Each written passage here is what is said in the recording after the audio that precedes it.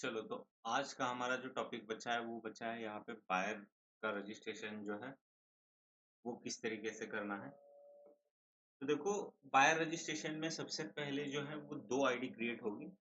Buyer का registration जो है वो डायरेक्ट नहीं होता। सबसे पहले आपको एचओडी की आईडी क्रिएट करनी है और उसके बाद एचओडी की आईडी के नीचे आप किसी पर्सन को एज अ बायर का रजिस्ट्रेशन वहाँ पे कर सकते हैं। तो देखो, दो आईडी क्रिएट होंगे, उसमें थोड़ा सा कंफ्यूजन नहीं होना है।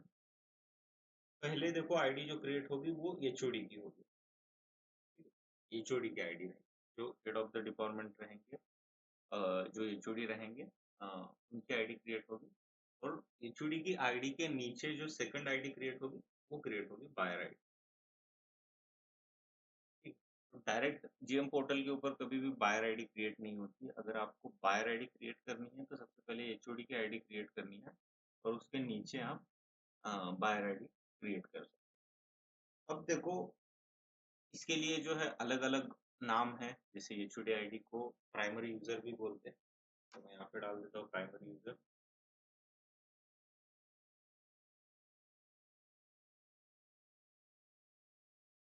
और जो बायर आईडी है वो सेकेंडरी।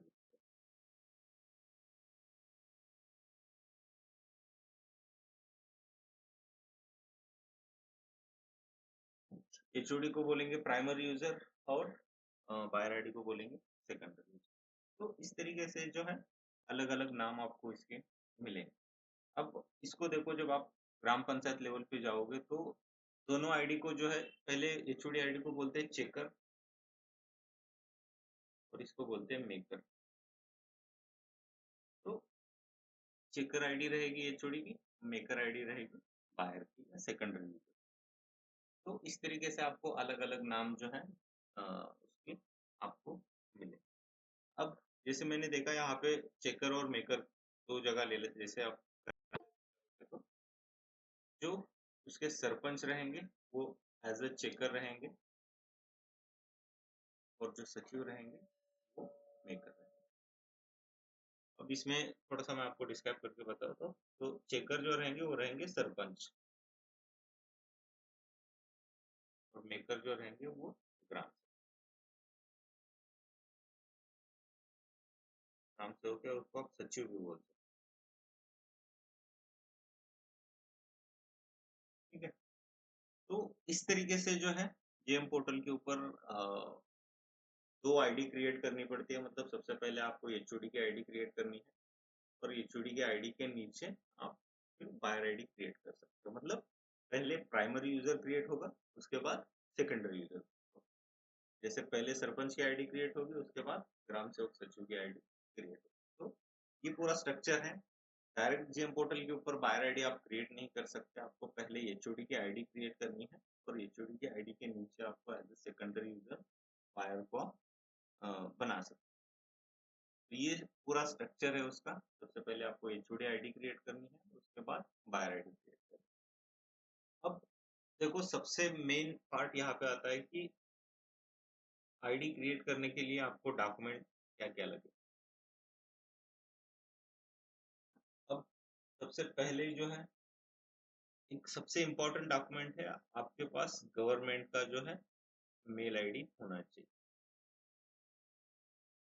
या इसको आप एनआईसी मेल आईडी बोल सकते हैं। तो देखो, ये मेल आईडी होनी चाहिए सबसे। जो है मेन पार्ट यही है कि जब भी आप यहाँ पे ये करोगे तो आपको यहाँ पे एनआईसी की जो है गवर्नमेंट की ईमेल आईडी लगेगी। तो ईमेल आईडी जो होती है गवर्नमेंट की वो उनके पास होनी चाहिए। जैसे बहुत सारे लोगों को थोड़ा इसमें कंफ्यूज इसलिए हो जाते हैं कि उनको लगता है जो जीमेल की ईमेल आईडी है वही गवर्नमेंट की ईमेल आईडी। तो ऐसा नहीं है। एनआईसी की एक अलग ईमेल आईडी क्रिएट होती है। गवर्नमेंट का जो मेल आईडी होता है तो वो मेल आईडी जो है आपके पास होना चाहिए। और दोनों के पास, हाँ, सरपंच के पास या एचओडी के पास भी वही मेल आईडी होनी चाहिए और आपको जो आप सेकेंडरी क्रिएट कर रहे हो उनके पास भी ये मेल आईडी होनी चाहिए। ठीक है, तो ये सबसे मेन पार्ट होता है। बहुत सारे लोगों को यहाँ पे दिक्कत आती है क्योंकि अगर आपके पास CNIC का मेल आईडी नहीं है तो आप आगे जो है रजिस्ट्रेशन की प्रोसेस नहीं कर सकते। आपके पास सबसे पहले ये गवर्नमेंट का NIC का मेल आईडी होना चाहिए। ठीक है, तो देखो ये मेन डॉक्यूमेंट हो गया। उसके बाद जो HOD है उनका आधार कार्ड लगेगा, आधार कार्ड लगेगा और उससे लिंक मोबाइल नंबर।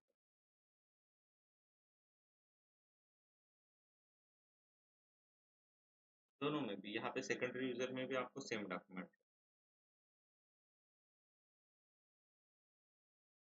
और ये आधार से लिंक मोबाइल नंबर, तो आधार से लिंक आपका मोबाइल नंबर होना चाहिए।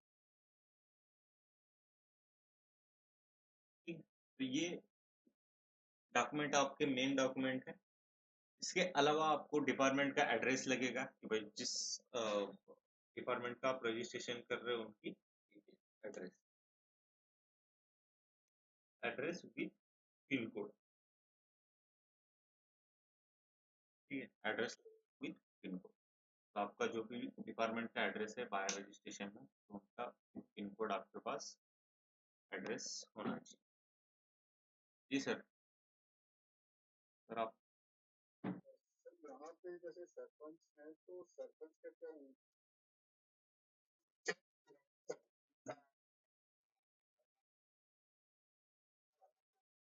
नहीं, वो चेंज होते रहेंगे, लेकिन उसमें क्या होता है ना कि एक बार सरपंच चेंज हो गया, ग्राम सेवक चेंज हो, तो आप उसको ये कर सकते हो ना, हटा के दूसरा नाम वहां पे डाल सकते हो, तो उसका कोई इशू नहीं है।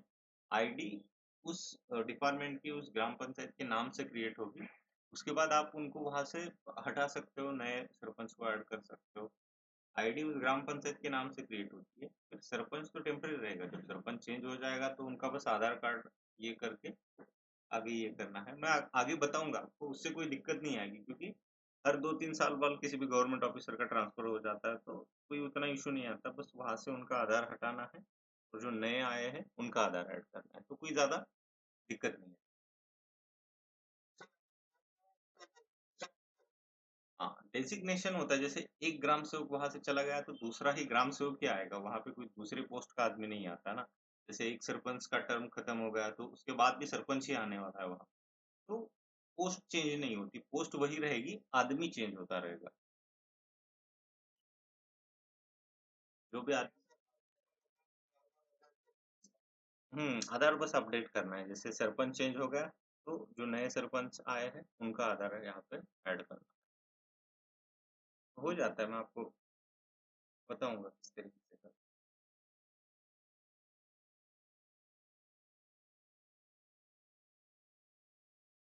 चलो, तो इतनी सारी चीजें आपके पास होनी चाहिए। तो इतनी सारी चीजें आपके पास है, तो आप यहाँ पे जो है अ, इसका रजिस्ट्रेशन कर सकते।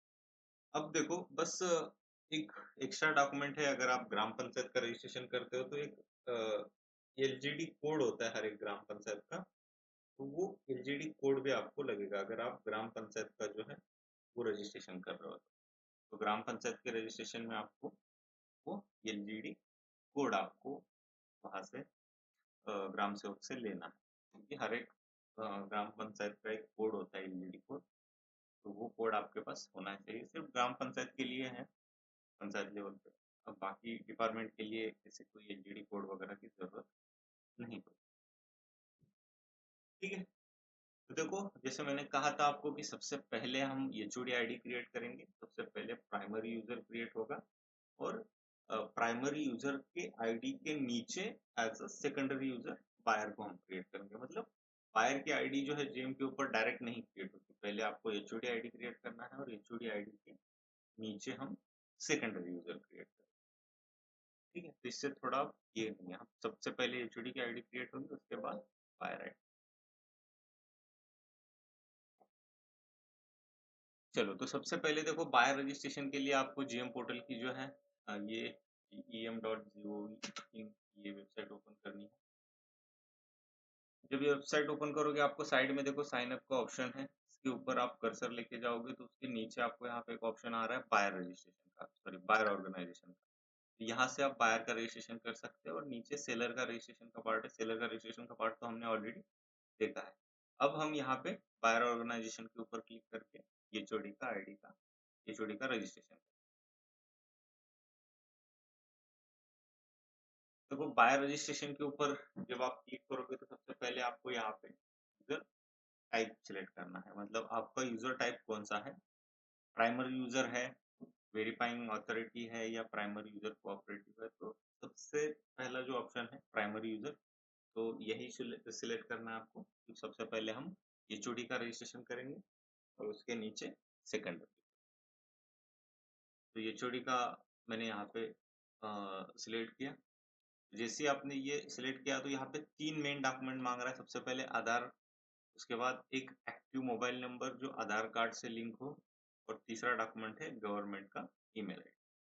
तो जो भी गवर्नमेंट का ईमेल आईडी है वो ईमेल आईडी आपके पास जो है होना चाहिए। अगर गवर्नमेंट का ईमेल आईडी नहीं है तो आप आगे प्रोसीड नहीं कर सकते। ठीक है, चलो ये तीनों जगह पे हमने टिक किया, इसको करेंगे हम प्रोसीड। ये सारे टर्म्स कंडीशन आएंगे, इसको यहाँ पे टिक करके एक्सेप्ट टर्म्स कंडीशन करके उसको प्रोसीड करना। अब यहाँ पे देखो ऑर्गेनाइजेशन डिटेल है, तो ऑर्गेनाइजेशन डिटेल में आपको जो भी सारी डिटेल है उसकी डिपार्टमेंट की वो भरनी है। तो 4 पार्ट है रजिस्ट्रेशन के। सबसे पहले यहाँ पे देखो ऑर्गेनाइजेशन की डिटेल भरनी है। उसके बाद पर्सनल वेरिफिकेशन, मतलब आपको आधार कार्ड और आधार कार्ड से लिंक मोबाइल नंबर डालना है। उसके बाद ईमेल वेरिफिकेशन, तो आपका जो भी ईमेल आईडी है गवर्नमेंट का, तो वो ईमेल आईडी डाल के उसको वेरीफाई करना है। और लास्ट में यहाँ पे यूजर क्रेडेंशियल मतलब आईडी और पासवर्ड आपको वहाँ पे क्रिएट करना है। ठीक है, तो ये सबसे मेन पार्ट है ऑर्गेनाइजेशन की डिटेल। आपको यहाँ से टाइप ऑफ ऑर्गेनाइजेशन चूज करना है। तो अलग अलग ऑर्गेनाइजेशन आपको यहाँ पे मिलेंगे, central government, central PSU, multi state cooperative society वगैरह, ये सारी चीजें हैं। स्टेट गवर्नमेंट है, स्टेट लोकल बॉडीज वगैरह है। तो अब थोड़ा सा यहाँ पे दो चीजों में आपका कंफ्यूजन होगा।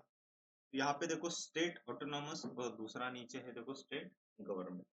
तो जिस डिपार्टमेंट का आप रजिस्ट्रेशन कर रहे हो वो डिपार्टमेंट कहाँ पे आता है, मतलब स्टेट गवर्नमेंट के अंडर आता है या सेंट्रल गवर्नमेंट के अंदर आता है। सेंट्रल गवर्नमेंट है तो सेंट्रल गवर्नमेंट में भी दो चीजें हैं, सेंट्रल गवर्नमेंट, सेंट्रल ऑटोनॉमस। तो देखो पहले डिपार्टमेंट फाइनल करिए कौन से डिपार्टमेंट का आप रजिस्ट्रेशन कर रहे हैं। अब खास तौर पे अगर आप ग्राम पंचायत का रजिस्ट्रेशन कर रहे हो तो आपको यहाँ पे स्टेट ऑटोनॉमस सिलेक्ट करना है। जो नई रजिस्ट्रेशन की ग्राम पंचायत की प्रोसेस आई है इसमें आपको यहाँ पे स्टेट ऑटोनॉमस सिलेक्ट करना है। स्टेट गवर्नमेंट आपको नहीं करना है। स्टेट गवर्नमेंट उनके लिए है जो पंचायत लेवल के जो सारे डिपार्टमेंट है ग्राम पंचायत वगैरह उनको छोड़ के अगर बाकी किसी डिपार्टमेंट का अगर आप रजिस्ट्रेशन कर रहे हो तो आपको स्टेट गवर्नमेंट चूज करना है। मतलब आप किसी एग्रीकल्चर डिपार्टमेंट का कर रहे हो, कोई और कौन सा डिपार्टमेंट है जो स्टेट गवर्नमेंट के अंडर आता है उनका कर रहे हो तो आपको यहाँ पे स्टेट गवर्नमेंट चूज करना है। लेकिन जब आप ग्राम पंचायत का रजिस्ट्रेशन करोगे तो आपको यहाँ पे स्टेट ऑटोनॉमस सेलेक्ट करना है। ठीक है, तो आप डिसाइड करिए आप ग्राम पंचायत का रजिस्ट्रेशन कर रहे हैं या किसी दूसरे डिपार्टमेंट का रजिस्ट्रेशन कर रहे हैं। तो उसके हिसाब से आपको दोनों में से वो ऑप्शन चूज करना है। तो हम ग्राम पंचायत का रजिस्ट्रेशन कर रहे हैं तो हम सिलेक्ट करेंगे स्टेट ऑटोनॉमस। ठीक है, अब ऑर्गेनाइजेशन टाइप के बाद आपको स्टेट चूज करना है, भाई कौन से स्टेट से हो या कौन से स्टेट का आप यहाँ पे रजिस्ट्रेशन कर रहे हो तो वो आप अपना स्टेट सिलेक्ट करिए। फिर यहाँ पे आपको डिपार्टमेंट चूज करना। अब इसमें सारे डिपार्टमेंट आएंगे, देखो एग्रीकल्चर आ गया, आपको जिला परिषद है, आपकी सीबीएसई स्कूल एजुकेशन, ऑफिस, काफी अलग अलग डिपार्टमेंट आपको यहाँ पे जो है मिलेंगे। मतलब ये सारे डिपार्टमेंट जो है वो स्टेट गवर्नमेंट के अंडर आते हैं क्योंकि हम यहाँ पे स्टेट ऑटोनॉमस जिला परिषद के सारे डिपार्टमेंट। ठीक, तो हम यहाँ पे देखो ग्राम पंचायत का रजिस्ट्रेशन कर रहे हो तो आपको यहाँ पे department of panchayat Raj select करना है। तो ये वाला ऑप्शन जो है आपको यहाँ पे चूज करना है। जब आप ग्राम पंचायत का रजिस्ट्रेशन कर रहे हो तो आपको डिपार्टमेंट ऑफ पंचायत राज ये ऑप्शन आपको चूज करना है। इसके अलावा अगर किसी दूसरे डिपार्टमेंट का आप रजिस्ट्रेशन कर रहे हो तो वो वाला ऑप्शन आप वहाँ पे चूज करिए। उसके बाद ऑर्गेनाइजेशन आपको चूज करना है, मतलब किस आप डिस्ट्रिक्ट से हो, आपका जो भी डिस्ट्रिक्ट है वो डिस्ट्रिक्ट आप वहाँ से चूज करिए। मतलब जिस भी डिस्ट्रिक्ट का आप रजिस्ट्रेशन कर रहे हो वो डिस्ट्रिक्ट आपको यहाँ पे चूज करना है। मैंने ये पुणे डिस्ट्रिक्ट ले लिया। उसके बाद देखो ऑफिस जोन में आपको उस ग्राम पंचायत का जो है वो नाम डालना है। किस ग्राम पंचायत का आप रजिस्ट्रेशन कर रहे हो उस ग्राम पंचायत का आपको नाम डालना है। तो इस तरीके से नाम डालना है। देखो ग्राम पंचायत का नाम रहेगा, उसके आगे ग्राम पंचायत लिखना। जैसे ये धानुरी ग्राम पंचायत है या बहुत सारे अलग अलग ग्राम पंचायत के नाम यहाँ पे आ रहे हैं। तो इस तरीके से आपको जो है ग्राम पंचायत का नाम डालना है। ठीक है, तो मैडम हम डाल देते हैं ABCD ग्राम पंचायत, ये हम डेमो के लिए देख रहे हैं। इस तरीके से आप ग्राम पंचायत का नाम डालिए और इसको करिए नेक्स्ट। एक बार दोबारा देख लीजिए सारी चीजें अपने सही की है, उसके बाद आप करिए नेक्स्ट पे। जब आप नेक्स्ट पे क्लिक करोगे तो यहाँ पे आपको आपका जो भी आधार कार्ड का नंबर है, आधार से लिंक मोबाइल नंबर है, वो मोबाइल नंबर डालना है। सॉरी, आधार कार्ड का नंबर डालना है और उससे लिंक यहाँ पे मोबाइल नंबर डालना है। जो आपका आधार नंबर है वो डालिए, उसके बाद उससे लिंक मोबाइल नंबर डालिए, यहाँ पे क्लिक करिए और वेरीफाई आधार के ऊपर क्लिक करोगे तो जो आधार से लिंक मोबाइल नंबर है उसके ऊपर एक वेरिफिकेशन कोड चला जाएगा। वो कोड डालने के बाद क्या होगा, आधार आपका वेरीफाई होगा। तो आधार वेरीफाई के बाद अगला स्टेप यहाँ पे यही है कि आपको ईमेल वेरीफाई करना है। तो जो भी आपका गवर्नमेंट का ईमेल आईडी है वो ईमेल आईडी आपको वहाँ पे डालना है, 2 बार ईमेल आईडी डालना है और उस गवर्नमेंट का जो ईमेल आईडी है उसके ऊपर एक कोड आएगा आपको, वो भी कोड आपको डालना है। फिर लास्ट में आपको यहाँ पे यूजर क्रीडेंशियल मतलब आपको वहाँ पे आईडी और पासवर्ड। तो इसके बाद आपका क्या होगा कि एचओडी का आईडी जो है एज अ प्राइमरी यूजर आपका रजिस्टर हो। यहाँ तक किसी को कुछ दिक्कत है बताइए, आगे की प्रोसेस हम एचओडी का आईडी लॉगिन करते हैं और फिर मैं आपको बताता हूँ।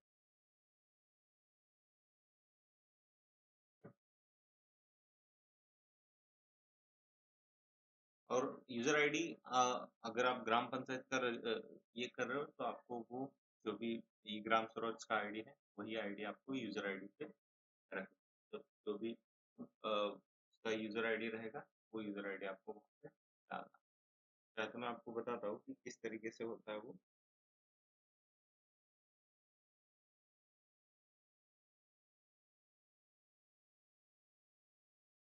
देखो सबसे पहले उस आईडी में आपको यहाँ पे TR लिखा रहेगा, फिर उसके बाद डैश रहेगा, फिर उसके बाद ग्राम पंचायत का नाम लिखा रहेगा। जो भी ग्राम पंचायत रहेगी आपकी उसका नाम लिखा रहेगा। उसके बाद इस तरीके से यफ यफ लिखा रहेगा, उसके बाद बी लिखा रहेगा, उसके आगे कुछ नंबर रहेगा 1 2 3 या 10 इस तरीके से, और उसके आगे लिखा रहेगा चेक। ठीक है, तो ये इस तरीके से जो है आईडी होता है। सिर्फ ग्राम पंचायत के लिए है, बाकी लोग ज़्यादा मत ये करो। अगर ग्राम पंचायत के अलावा भी कोई और आपको ये करते हैं तो उसमें ये कर सकते। इस तरीके से आपको यूजर आईडी और आपका जो पासवर्ड है वो क्रिएट कर। ठीक है, उसके बाद आईडी आपका रजिस्टर हो जाएगा और जब आपका आईडी रजिस्टर होगा तो उसकी आपको प्रोफाइल कंप्लीट करनी। तो मैं यहाँ पे एक एचओडी की आईडी लॉगिन करता हूँ।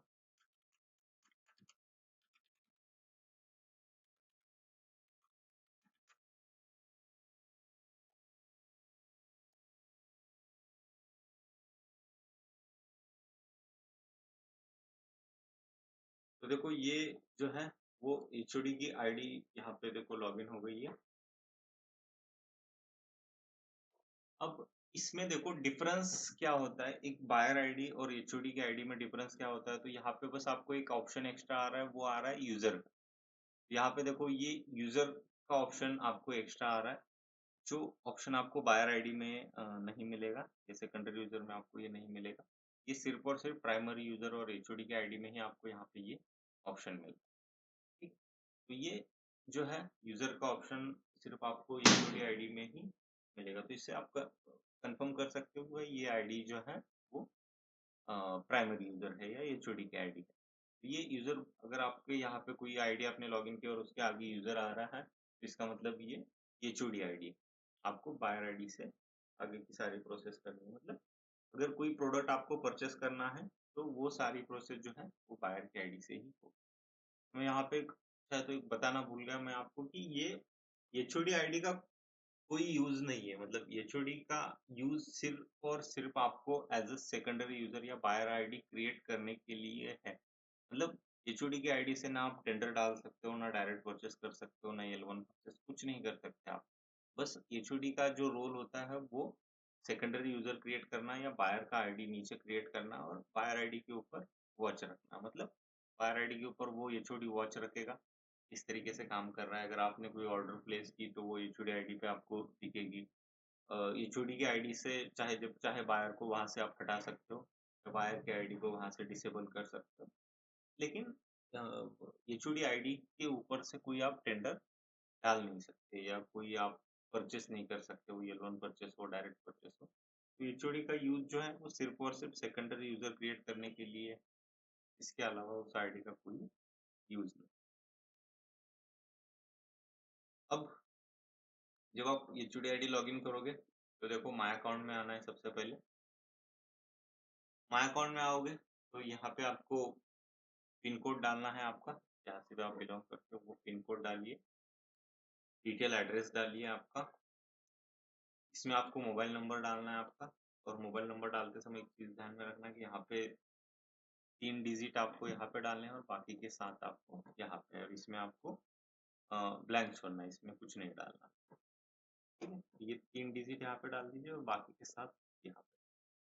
अब इसमें देखो ये जो है अ, यहाँ पे आपको वेबसाइट डालनी है और हर एक किसी डिपार्टमेंट की वेबसाइट नहीं होती तो www.na.com आप डाल सकते हो क्योंकि इसको आप स्किप नहीं कर सकते या इसको ब्लैंक नहीं छोड़ सकते, आपको यहाँ पे कुछ ना कुछ डालना पड़ेगा। तो उस समय आप www.na.com डाल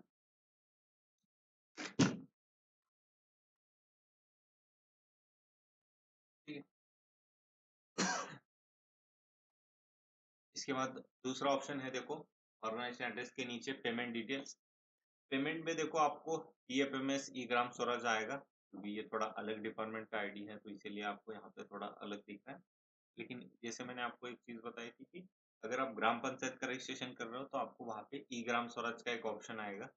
तो वो ई ग्राम स्वराज का ऑप्शन आपको जो है वो चूज़ करना है। तो ई ग्राम स्वराज का ऑप्शन आप जब चूज़ करोगे तब नीचे आपको उसके एलईडी कोड और वो सारी डिटेल आपको डालनी है।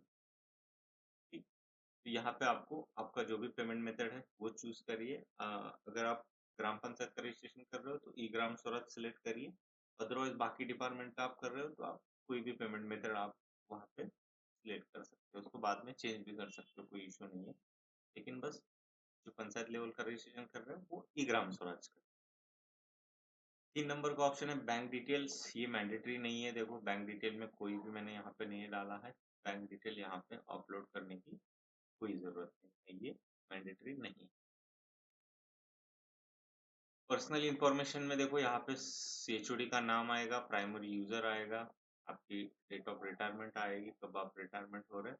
इसके नीचे ये सब ऑप्शनल है। देखो इसके आगे कोई स्टार मार्क नहीं आ रहा तो ये ऑप्शनल है। आपको पैन नंबर नहीं डालना है, organisation PAN, data as a PAN, ये सारी चीजें आपको नहीं। अगर जीएसटी तो यस करके आप आगे जाइए। अगर जीएसटी आपके पास डिपार्टमेंट के पास नहीं है तो नो करके आप आगे बढ़िए। तो हमारे पास जीएसटी नहीं था तो नो किया, यहाँ किया, उसको सेव किया। पर्सनल इन्फॉर्मेशन में बस आपको ये बाकी डिटेल सारी ऑटोमेटिक आ जाएगी, बस यहाँ पे नो करके क्लिक कर सेव कर। उसके बाद फॉरवर्ड ऑप्शन बैंक डिटेल, इसको भी कोई डिटेल आपको यहाँ पे अपलोड करने की जरूरत नहीं है।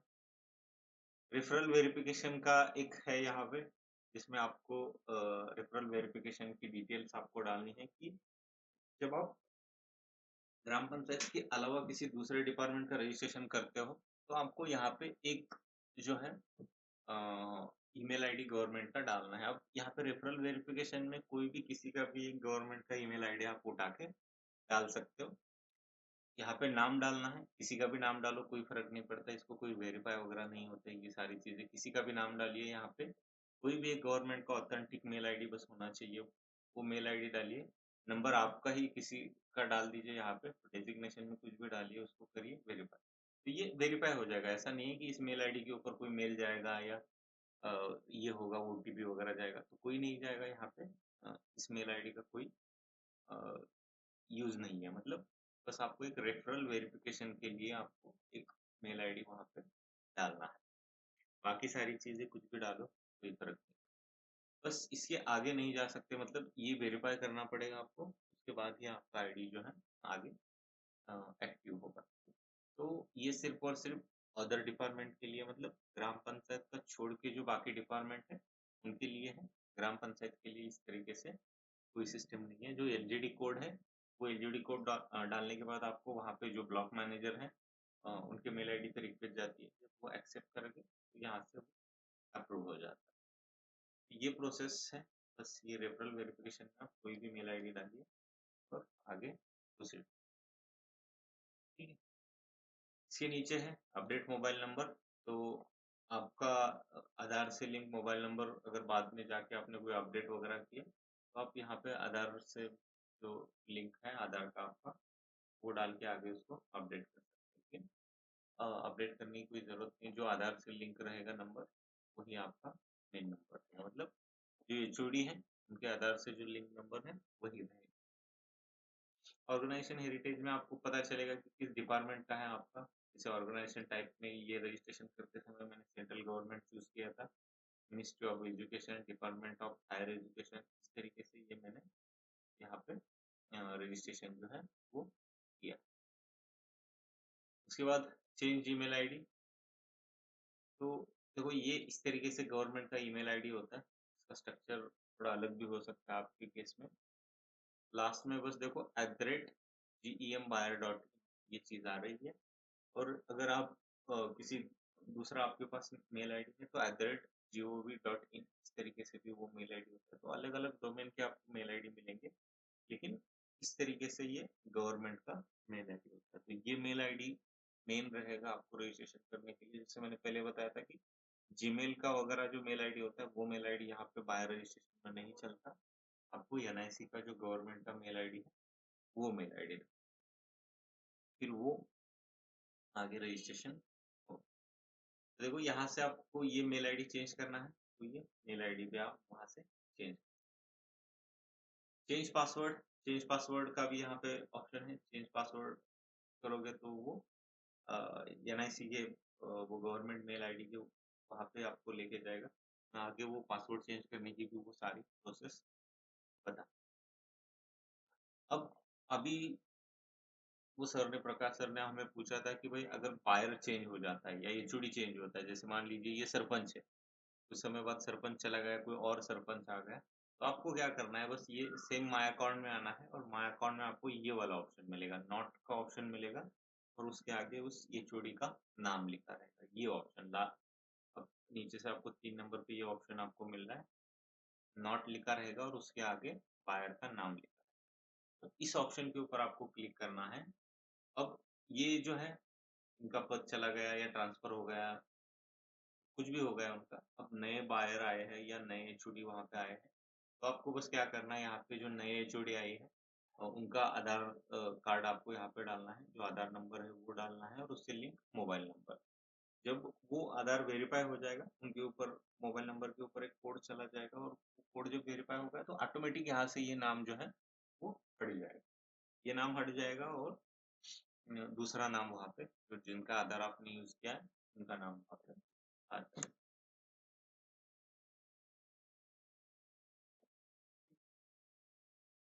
अब हम फिर से माय अकाउंट में जाते हैं। यहाँ से अगर आपको वो सरपंच का जो भी ट्रांसफर हुआ है वो चेंज करना है, तो ये वाला। और यहाँ पे ये ऑप्शन है माय टीम का, यहाँ से आप क्या कर सकते हो, आगे सेकेंडरी यूजर क्रिएट कर सकते हो। दूसरा है डीएक्टिवेट अकाउंट, यहाँ से आप जो अकाउंट है उस अकाउंट को जो है वो डीएक्टिवेट भी कर सकते हो। डीएक्टिवेट वगैरह करने की कोई जरूरत नहीं। तो ये माय अकाउंट के सारे ऑप्शन हैं, ये सारी आपको प्रोफाइल कंप्लीट करनी है। जब आपकी प्रोफाइल जो है वो कंप्लीट हो जाएगी, फिर आप सेकेंडरी कर सकते। जी हाँ, पांडे सर बोलिए।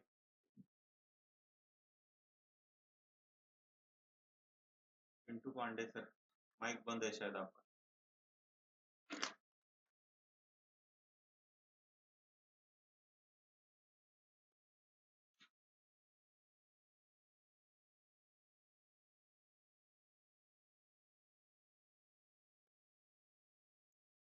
ठीक है, चलो जब यहाँ पे पूरा आपका एचओडी आईडी क्रिएट होगा, तब आपको यहाँ पे देखो ये यूजर का जो ऑप्शन है, यहाँ पे क्लिक करके हम सेकेंडरी यूजर जो है वो क्रिएट कर सकते हैं। तो देखो सबसे पहले जैसे मैंने आपको बताया था कि एचओडी जो है उनका आईडी पहले क्रिएट होगा और एचओडी आईडी के नीचे सेकेंडरी यूजर क्रिएट होगा। अब एचओडी की आईडी क्रिएट हो गई, आपने पूरी प्रोफाइल ये सारी कंप्लीट की। अब नेक्स्ट पार्ट आता है आपका ये बायर रजिस्ट्रेशन। ठीक है, अब जैसे देखो बायर रजिस्ट्रेशन जो है वो एचओडी के आईडी के नीचे मतलब क्रिएट होगा। आपको डायरेक्ट किसी वेबसाइट पे जाके आपको बायर रजिस्ट्रेशन नहीं करना है। जो एचओडी का आईडी आपने जहाँ पे क्रिएट किया है वहाँ पे ही आप as a secondary user ID वहाँ पे क्रिएट कर सकते हैं। तो देखो सबसे पहले सेकेंडरी यूजर क्रिएट करने के लिए आपको यहाँ पे यूजर के ऑप्शन के ऊपर क्लिक करना है। जब आप यूजर के ऑप्शन के ऊपर क्लिक करोगे तो आपको यहाँ से पता चलेगा कि कितने यूजर उसके अंदर क्रिएट है। जब फ्रेश आईडी क्रिएट होगा आपका तो यहाँ पे सिर्फ और सिर्फ एक ही आपको यहाँ पे वो आपका एचओडी का नाम रिफ्लेक्ट होगा। मेरे इसमें 3 नाम इसीलिए रिफ्लेक्ट हो रहे हैं क्योंकि ये 2-3 मैंने यहाँ पे सेकेंडरी यूजर क्रिएट करके रखे हैं। अब देखो सेकेंडरी यूजर क्रिएट करने के लिए आपको सबसे पहले जाना है यहाँ पे मैनेज पोस्ट के सॉरी मैनेज पोस्ट के ऊपर नहीं जाना आपको, डिवीजन के ऊपर। ठीक, ये वाला ऑप्शन डिवीजन। सबसे पहले हम क्या करेंगे यहाँ पे एक डिवीजन क्रिएट करेंगे। एक डिवीजन क्रिएट होगी और उस डिवीजन के नीचे हम फिर मैनेज पोस्ट करके आपको ये करेंगे। तो देखो डिवीजन क्रिएट करना मतलब जैसे जो भी डिपार्टमेंट है आपका उस डिपार्टमेंट की डिटेल डालनी है। जैसे आप ग्राम पंचायत का रजिस्ट्रेशन कर रहे हो तो ग्राम पंचायत का आपको नाम डालना है। ठीक है, तो यहाँ पे मैनेज डिवीजन के ऊपर मैं क्लिक करता हूँ। तो इस तरीके से देखो मैंने पहले ही काफी डिवीजन जो है वो क्रिएट करके रखे हैं। तो यहाँ से मैं एक और न्यू डिवीजन क्रिएट कर लेता हूँ। तो जब न्यू डिवीजन आप क्रिएट करोगे आपको यहाँ पे डिवीजन का नाम डालना। हाँ सर, पांडे सर आप कुछ पूछना चाह रहे हैं, आपकी आवाज नहीं आ रही, शायद आपका माइक बंद है। तो माइक ऑन करिए अपना, देखो यहाँ पे माइक का ये ऑप्शन है, माइक ऑन करके आप पूछिए।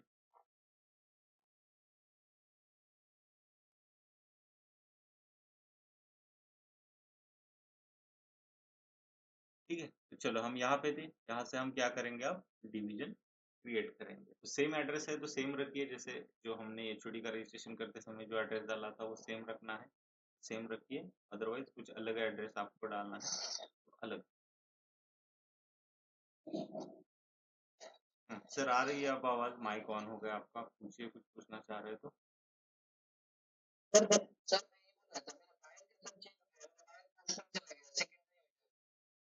तो दूसरा आ गया होगा ना वहाँ पे, उनका आधार कार्ड और आधार कार्ड से लिंक मोबाइल नंबर ले लीजिए, 2 मिनट में हो जाए। बस एक कोड चला जाएगा उनके मोबाइल नंबर के ऊपर, वो डालोगे तो बस एक मिनट का काम है, बस 1 मिनट के अंदर उनका चेंज हो जाए। हाँ हाँ बिल्कुल।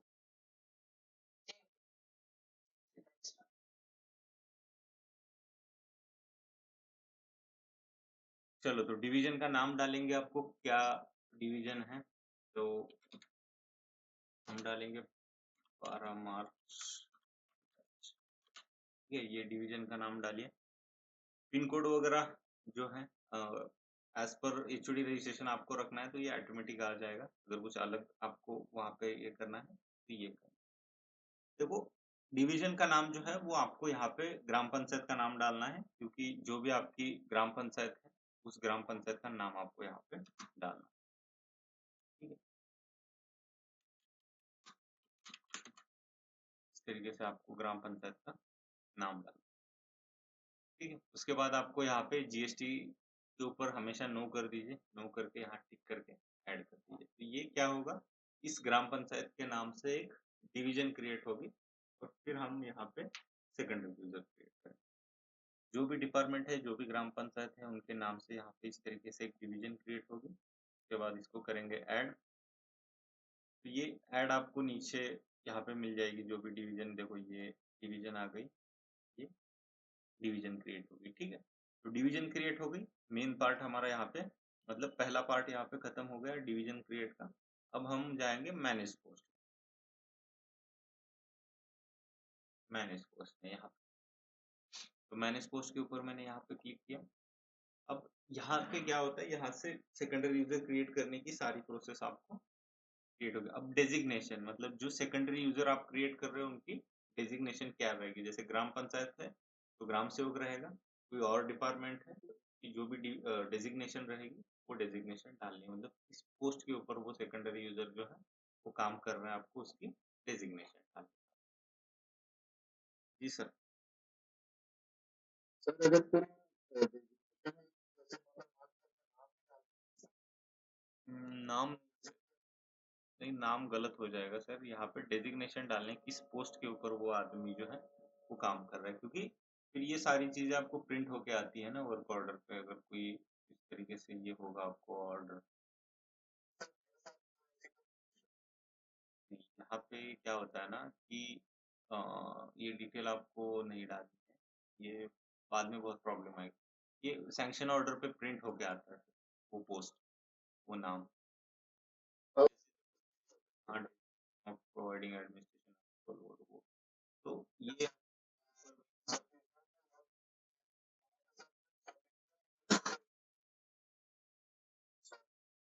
एग्जीक्यूटिव इंजीनियर होना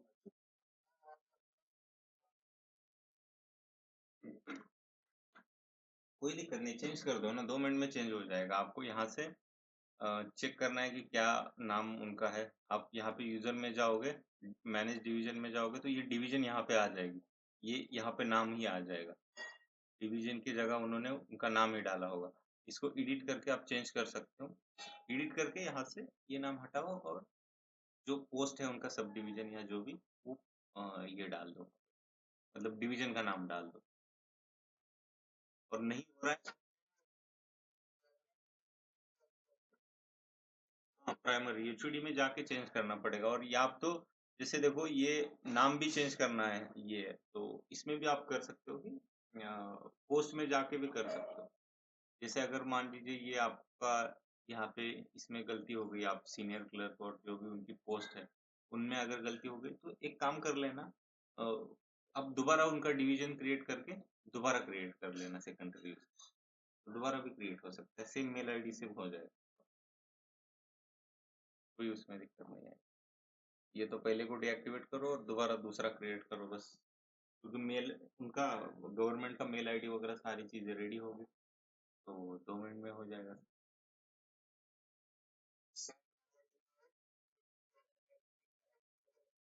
नहीं नहीं, मैं तो वो तो मेन है ना, ये जो सारी चीजें तो एचओडी आईडी के नीचे ही होंगी। अगर एचओडी आईडी नहीं है तो फिर आगे काम कैसे होगा। एचओडी आईडी होना चाहिए, उसके बिना कुछ नहीं हो सकता।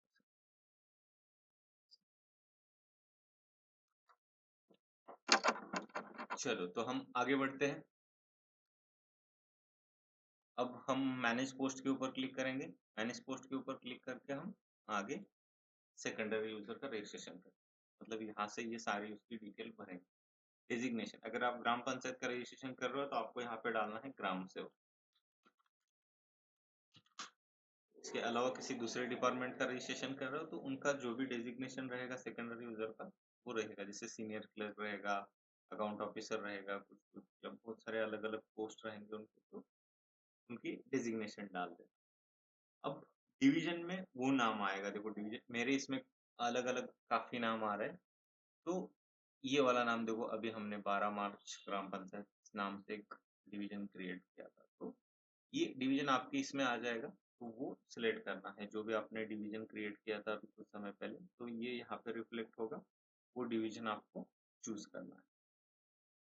उसके बाद सिलेक्ट रोल में आपको 2 रोल सिलेक्ट करने हैं। देखो इसमें मल्टीपल रोल है, लेकिन 2 रोल होते हैं, एक होता है आपका कंसाइनी और दूसरा होता है बायर। इसमें बहुत सारे अलग-अलग ऑप्शन है देखो, इसमें टेक्निकल इवैल्यूएटर है, बायर इंटर है वो, इसका भी कोई यूज़ नहीं है और ये पेमेंट अथॉरिटी वगैरह क्रिएट करने की कोई ज़रूरत नहीं। आपको बस यहाँ पे कंसाइनी सिलेक्ट करना है और फिर से बायर, मतलब कंसाइनी और बायर जो है वो 2 ऑप्शन वहाँ पे चूज़ करना। तो इसमें क्या होता है कि बायर का मतलब होता है प्रोडक्ट को बाय करना और कंसाइनी का होता है उस प्रोडक्ट को रिसीव करना। दोनों जो है वो एक ही आदमी या जो एक ही वहाँ पे पोस्ट पे वो काम कर रहा है वही रहेगा, मतलब कंसाइनी और बायर जो है वो सेम ही रहेगा। अब बहुत बार क्या होता है कि अलग-अलग डिपार्टमेंट पे बायर आइडिया अलग क्रिएट करते हैं, कंसाइनी आइडिया अलग क्रिएट करते हैं। तो ऐसा आपको कभी नहीं करना। जो बायर है वही कंसाइनी, मतलब बायर और कंसाइनी जो है वो एक ही आदमी रहेगा। तो हमेशा आपको यहाँ पे कंसाइनी और बायर दोनों के ऊपर जो है वो ठीक, बाकी के ऑप्शन का आपको कोई यूज नहीं है। कुछ ऐसे डिपार्टमेंट है जिसमें अलग एक पेमेंट अथॉरिटी की आईडी भी क्रिएट करते हैं, जैसे देखो ये एचओडी, बायर और उसके बाद 3 नंबर पे ये वो पेमेंट अथॉरिटी की आईडी होती है, तो उसका कोई ज़्यादा यूज़ नहीं है क्योंकि पेमेंट का जो मैटर है वो इंटरनली हो जाता है। बहुत सारे लोग चेक के थ्रू पेमेंट करेंगे, नेट बैंकिंग करेंगे, ई ग्राम स्वराज से पेमेंट होगा आपका, तो इसके लिए जो है आपको पेमेंट अथॉरिटी की आईडी क्रिएट करने की ज़रूरत नहीं। और वैसे भी पेमेंट का जो है वो रोल इसका नहीं है जेम का।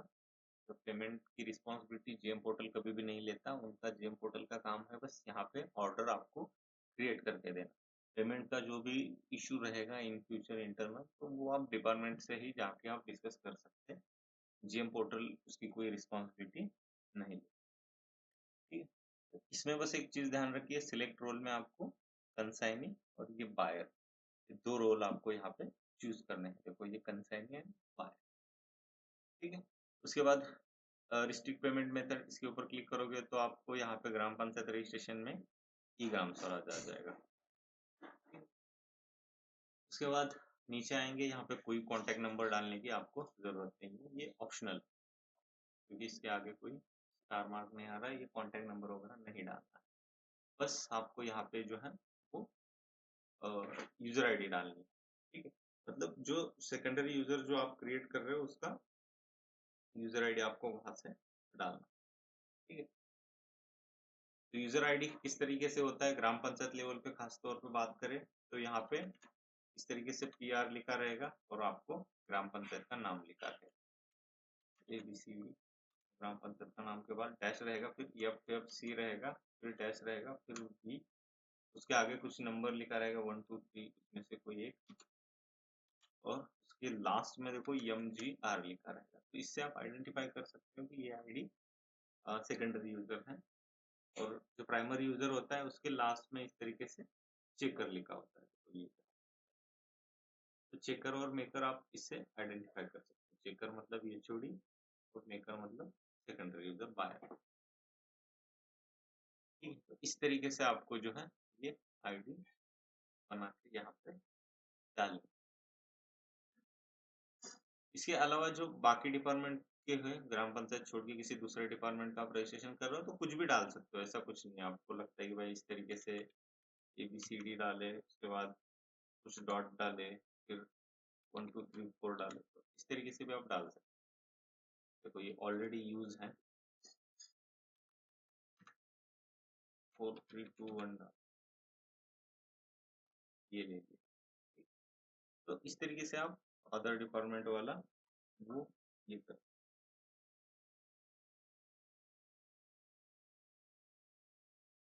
अब यहाँ पे आपको जो भी आपका गवर्नमेंट का ईमेल आईडी है वो ईमेल आईडी आपको यहाँ पे डालना। अब गवर्नमेंट ईमेल आईडी का जैसे मैंने बताया था इस तरीके से ये ईमेल आईडी रहेगा, देखो @panchayat.gov.in या @gov.in, इस तरीके से वो ईमेल आईडी रहेगा। वो ईमेल आईडी आपको वहाँ पे डालना। ठीक है, ये ऑलरेडी यूज किया है।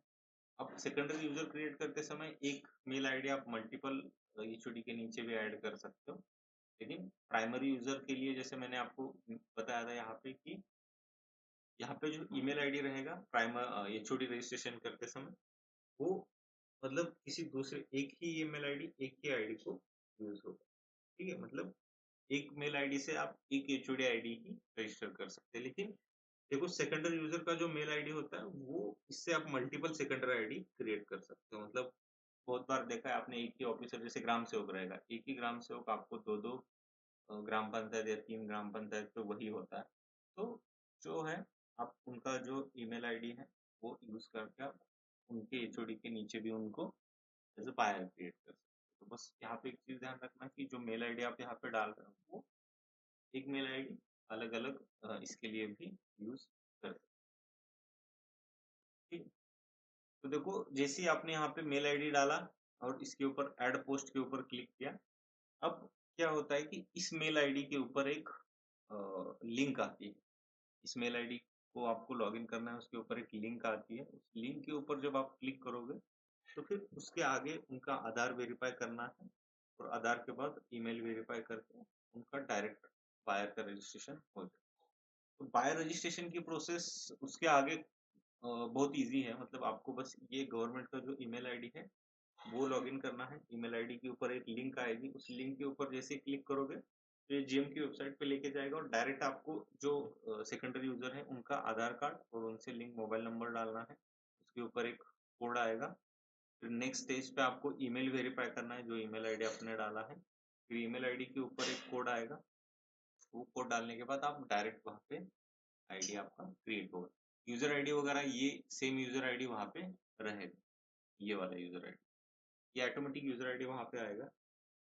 और एक चीज मैं आपको बताता हूँ पासवर्ड के बारे में, क्योंकि जो एचओडी और ये रहेंगे उनका पासवर्ड जो होता है, जो एनआईसी का मेल रहेगा, एनआईसी का मेल का जो पासवर्ड होता है वही पासवर्ड उनके आईडी का होता है। जैसे आपको देखो ये एनआईसी का मेल है जो आपने एचओडी आईडी क्रिएट करते समय यूज की है, उस मेल आईडी का जो पासवर्ड है वही पासवर्ड एचओडी का जीएम आईडी का होता है।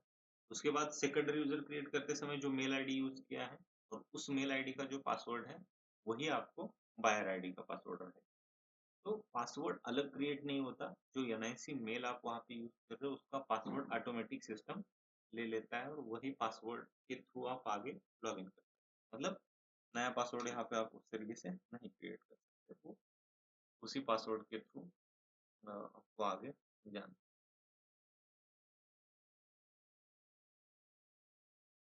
ठीक है, चलो अब यहाँ इसके आगे आपको क्या करना है, ईमेल आईडी लॉग इन करना है।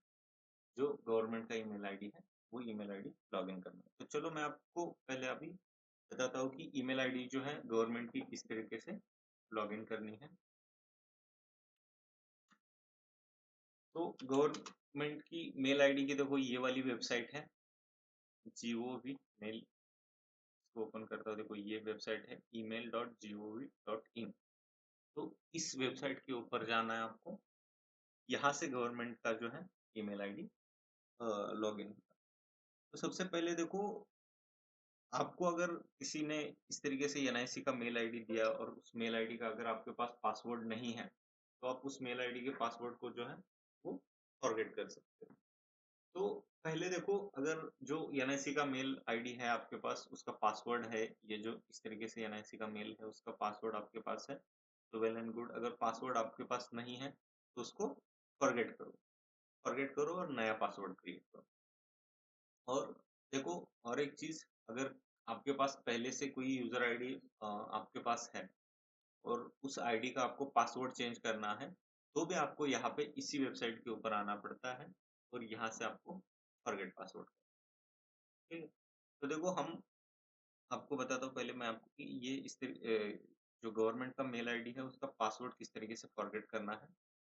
फॉरगेट पासवर्ड के ऊपर क्लिक करोगे तो देखो एक नया टैब ओपन होगा, इसमें आपको ये इस तरीके से ईमेल आईडी डालना है।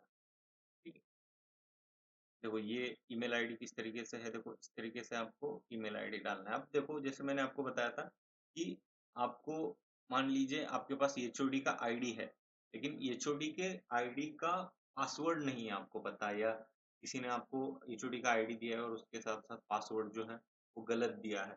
तो सबसे पहले आपको यहाँ से आइडेंटिफाई करना है कि इस आईडी को कौन सा एनआईसी मेल जो है वो यूज किया है।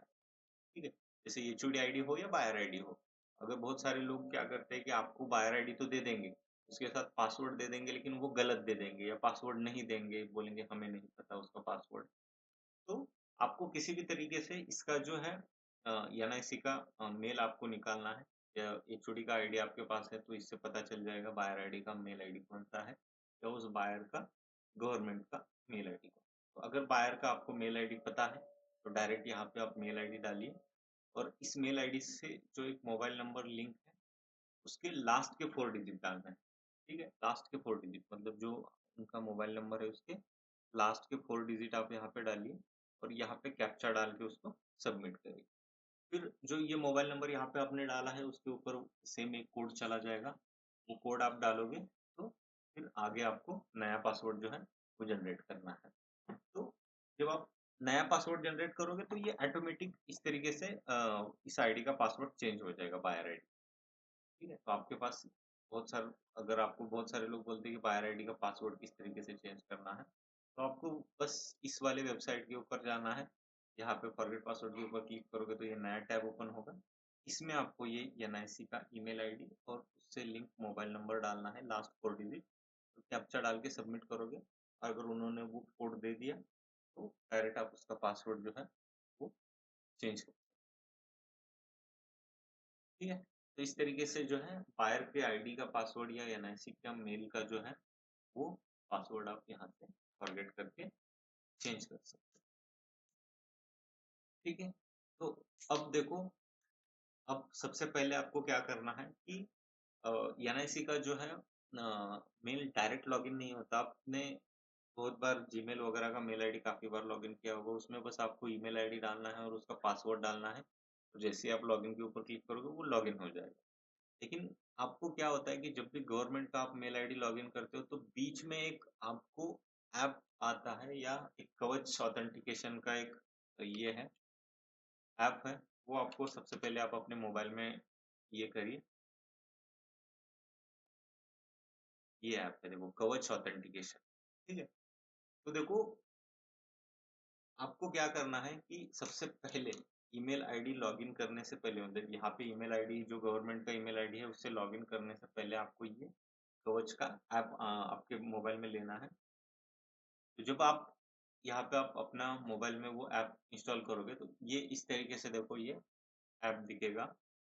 अब क्या करना है आपको कि जो आपका मेल आईडी और उसका जो पासवर्ड है आपके पास उसको सबसे पहले कवच ऐप में लॉगिन करना है। सबसे पहले हम क्या करेंगे कवच ऐप में उस मेल आईडी को लॉगिन करेंगे। अब देखो इस कवच ऐप में यहाँ पे एक प्लस का साइन है, इसके ऊपर आपको क्लिक करना है। जैसे आप इसके ऊपर क्लिक करोगे तो यहाँ पे देखो सेम इस तरीके से आएगा कि आपको यहाँ पे ईमेल आईडी डालना है आपका और उससे उसका पासवर्ड डालना है और फिर लॉगिन के ऊपर आपको क्लिक करना है मतलब यहाँ पे एग्री टर्म्स कंडीशन के ऊपर क्लिक करना है और फिर लॉगिन के ऊपर क्लिक करना है। सेम उस मेल आईडी से जो मोबाइल नंबर लिंक है उनके ऊपर एक कोड चला जाएगा। जब वो कोड डालोगे तो यहाँ पे जो है वो ईमेल आईडी लॉगिन हो, ठीक है? तो सबसे पहले मैंने क्या कहा कि आपको कवच ऐप में ये इस तरीके से मेल आईडी लॉगिन करना है। तो इस तरीके से ये ऐप दिखेगा। इस ऐप में आपको ये लॉगिन करना है। ये बाकी की चीज़ें कोई ये करने की ज़रूरत नहीं है।